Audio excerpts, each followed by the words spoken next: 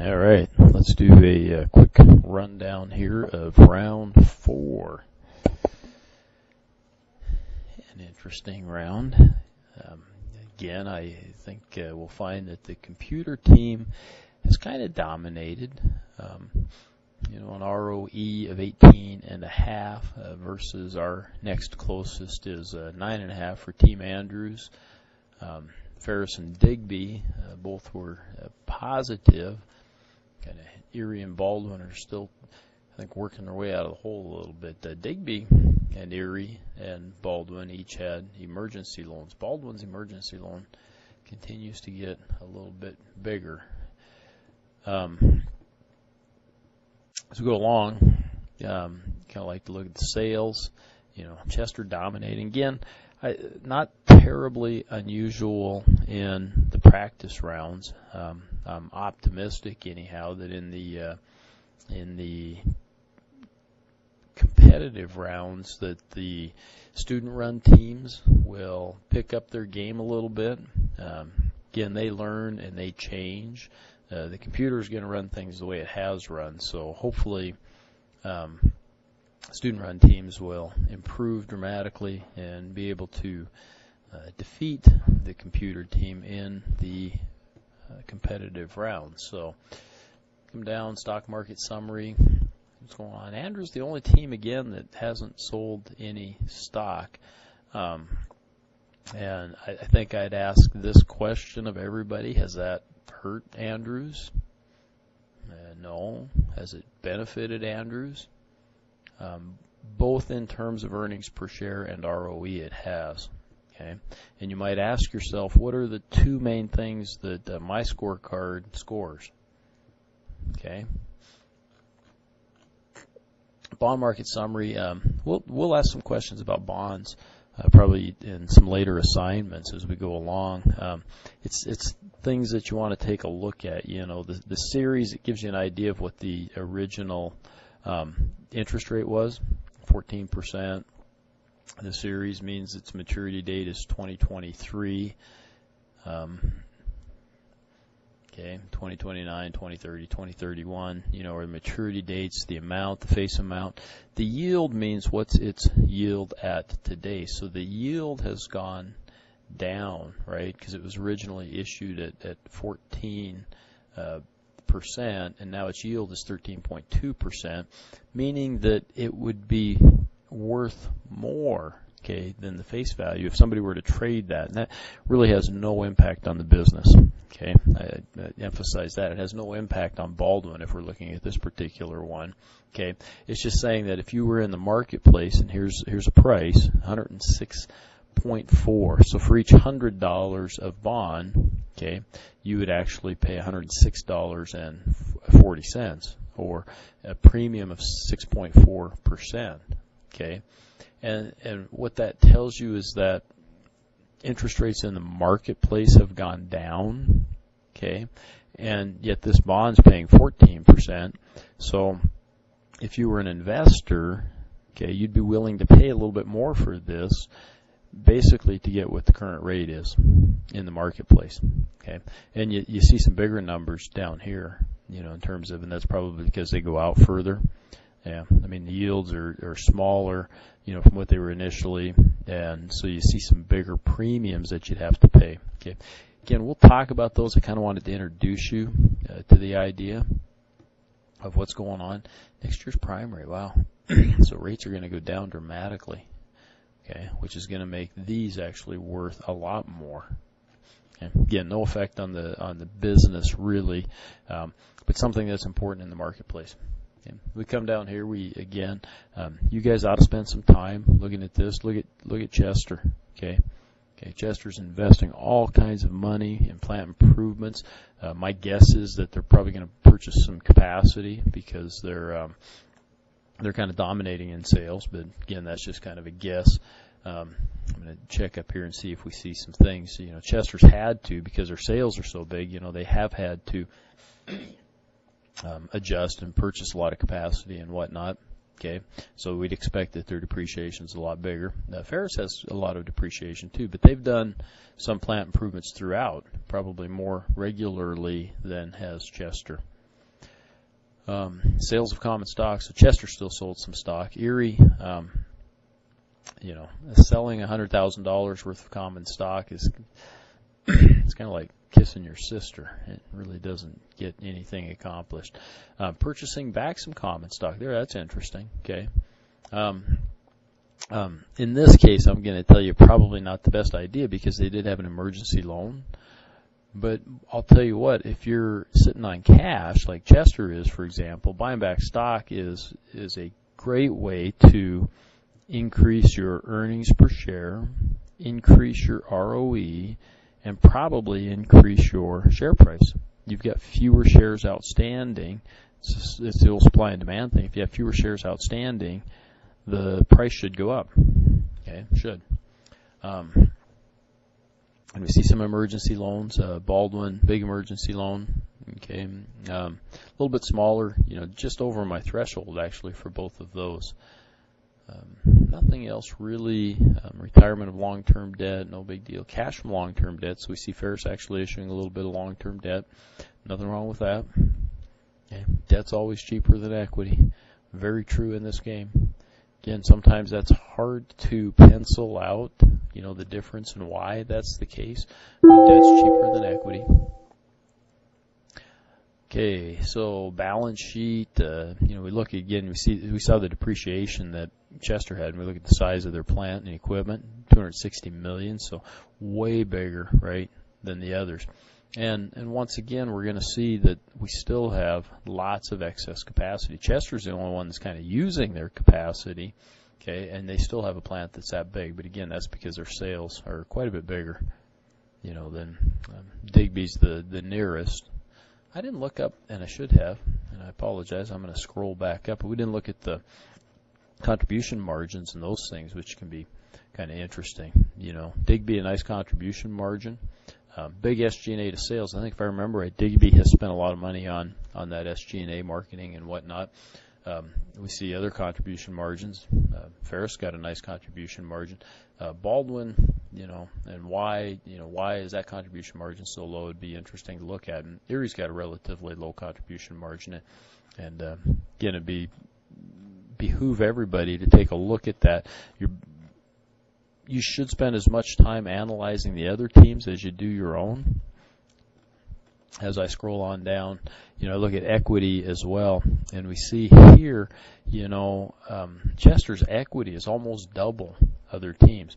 That can be a good and a bad. I mean, if you were a person and you said, "Boy, my net worth's bigger than everybody's," you'd be excited about that. Okay, in this game and in real life, having a lot of equity makes it more difficult to have a good return on equity.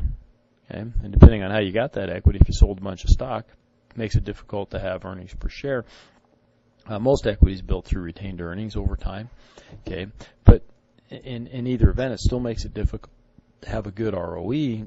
And the investors are looking at that saying, why are you hanging on to my money? It's my money as an investor or as an owner. If you're not giving us a good ROE, why don't you return that money to me? Okay, your ROE will go up, and I can use that to invest someplace else. Okay, those are the things that businesses and financial managers have to look at when they're managing companies. Okay, income statement kind of similar, obviously to what we saw up above. We did see some investment. Digby invested a bunch in TQM. Certainly an expense, but I think we're also going to see maybe what some of the benefits that may have been derived from that are. So we'll take a look. I got to go up because Erie's showing a negative there, and oftentimes that means that they had a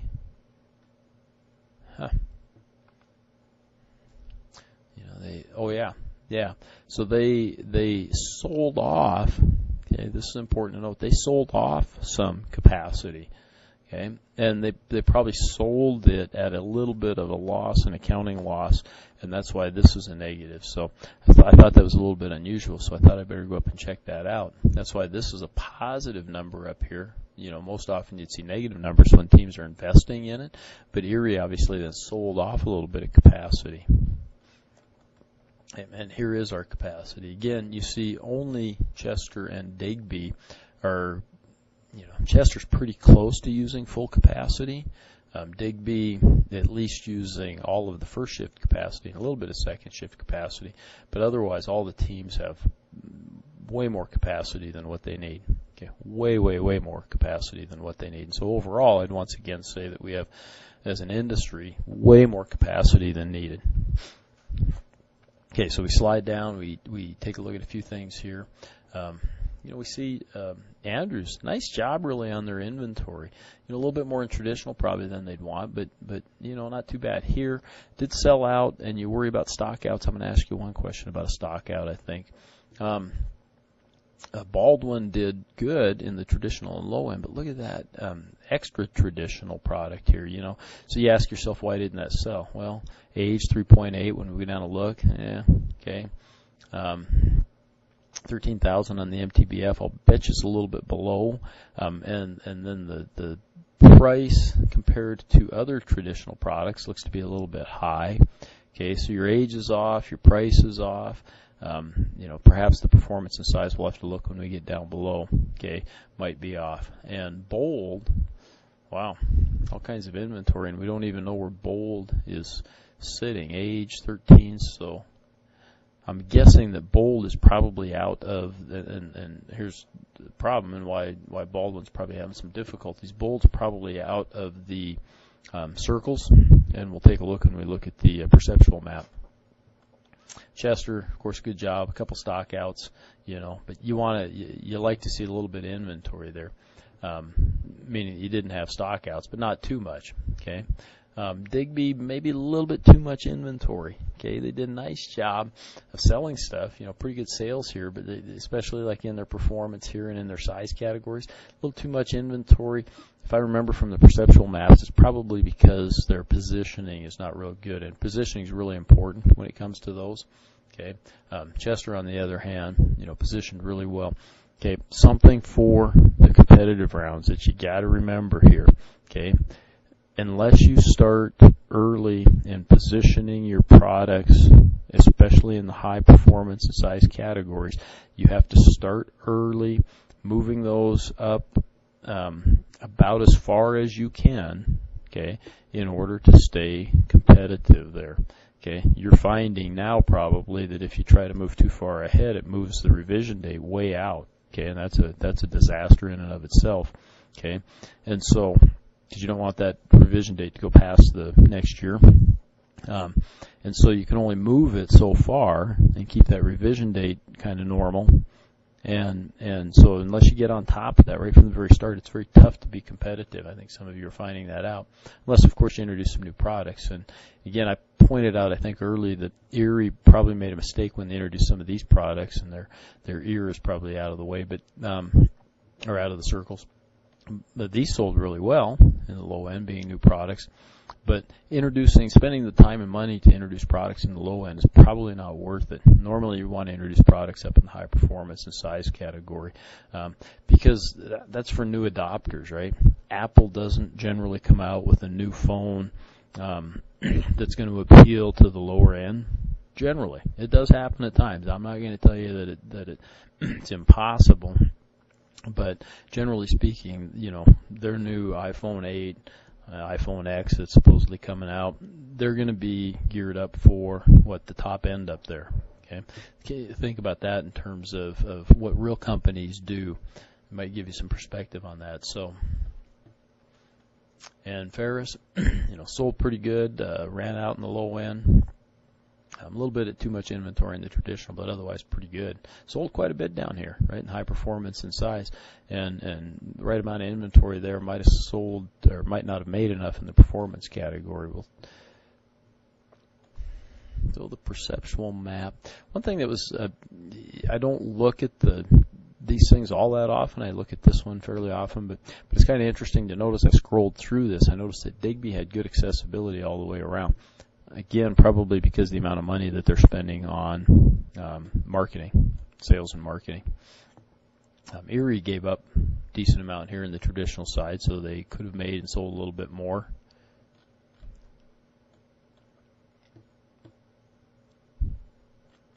I'm just going to scroll down. Again, there's the accessibility for Digby.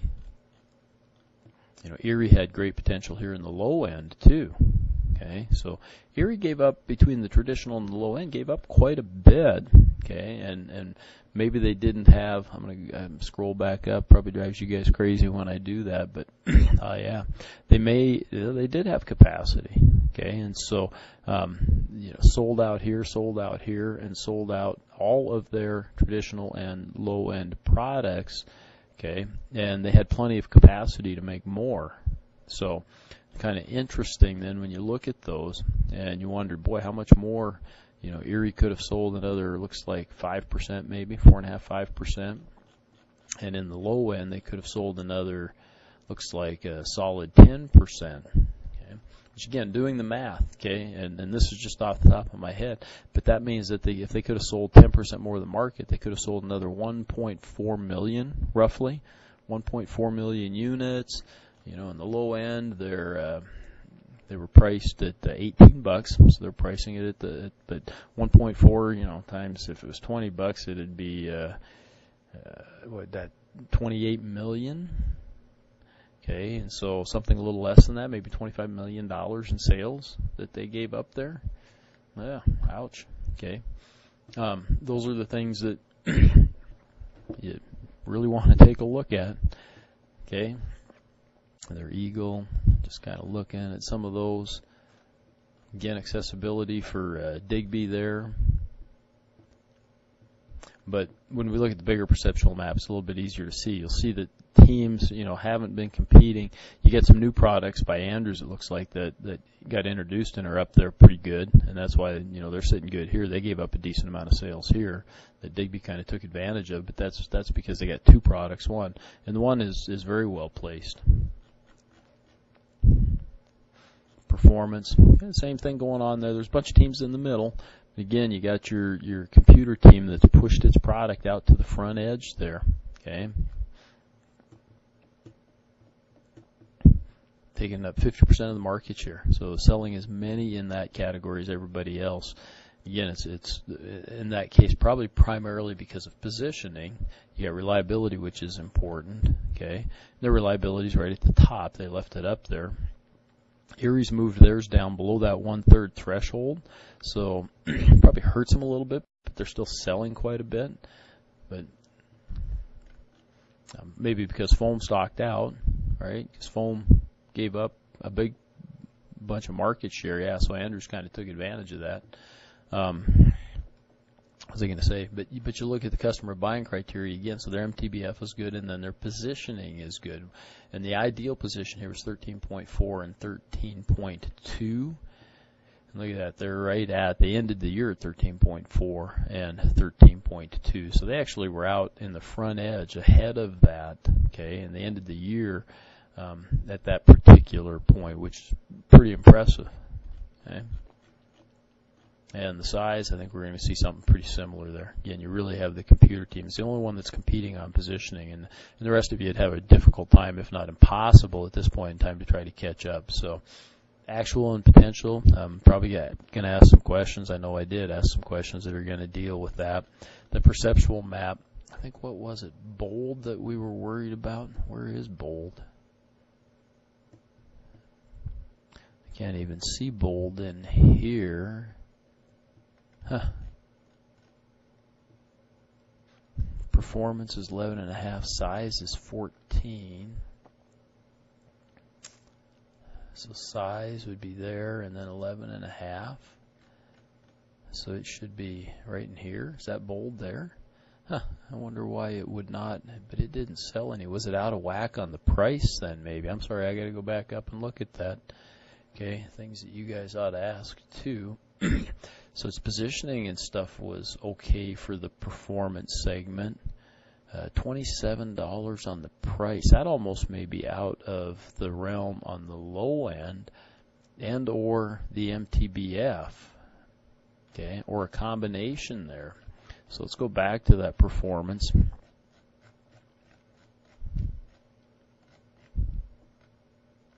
Here we go. Yeah, MTBF, right? you got to be at least 22,000. I think they were at the very low end of that. And if you look in your guide, it tells you, you know, if you're in the bottom third, you're giving up. Okay, so that's one thing. Price would have been okay. So I'm guessing, you know, here's the number one consideration is MTBF for the performance size, and Baldwin is, or Bold, I'm sorry, that product Bold is well below that. Okay, so it's not going to sell any if it's that far below. It did sell a little bit in size, which is kind of surprising, but then again, that's not the performance thing. So, yeah, you know, it's the number one thing that customers are worried about, and it's below the threshold. Okay, so that's why Bold didn't sell.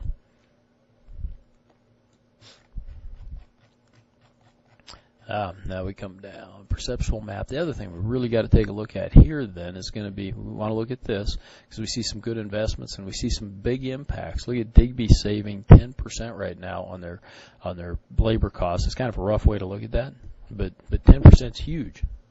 Okay, 10% is huge when you're talking about probably, you know, their labor cost was probably $60 or $70 million this year, and so they probably saved $6 or $7 million. Yeah, they've had to make some investments there, but those investments, if they stopped now, the savings would continue, so they'd save another $6 or $7 million next year, and another $6 or $7 million, or 8 or 10, because it's probably going to keep going up, right? So those savings as a percentage continue. And we take a look here at the investment in TQM, and again, Digby was very, very aggressive. Now, that hurt them this round, okay? I won't lie to you. That hurt them this round because this is a direct expense. This is not like buying automation. Automation is just a trade of one asset for another, cash for equipment, basically, okay, which is not an expense. It increases your expenses a little bit to the extent of depreciation, really, and maybe interest, but depends on how it's funded, okay?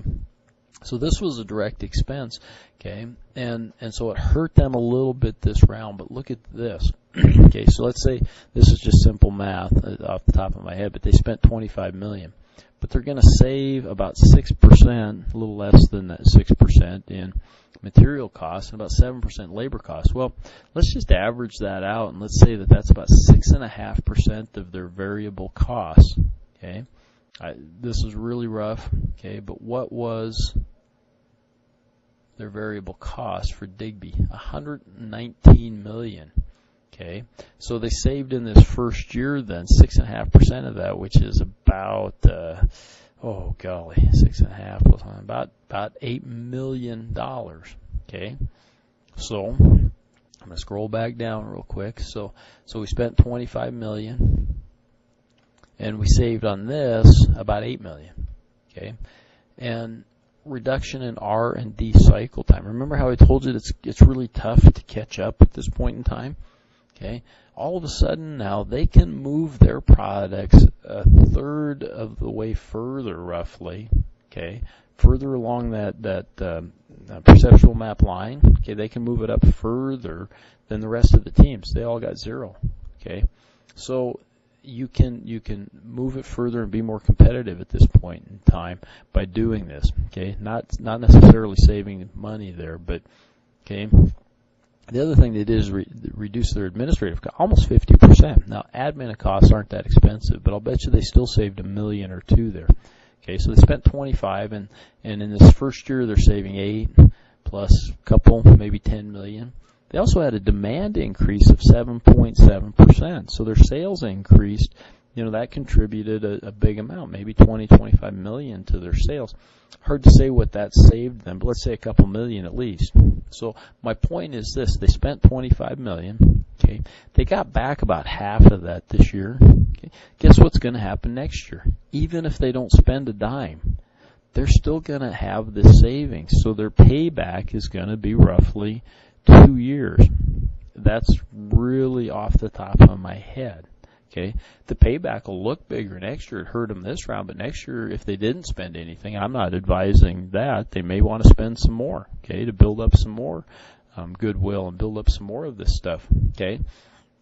But next year, if they didn't have this expense, they'd still get the benefit. So they'd get the $12 million benefit without the $25 million expense. Wow, okay. Really can be a really important tool here.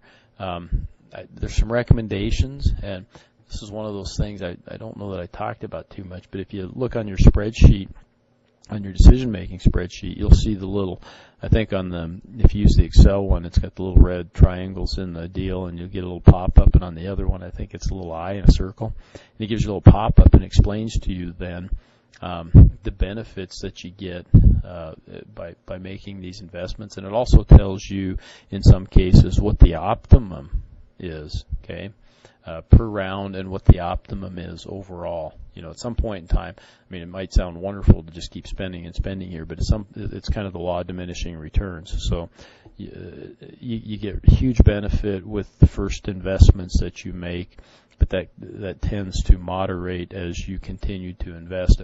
So at some point, it makes sense maybe to not invest quite so much. Okay, but these are huge. Okay.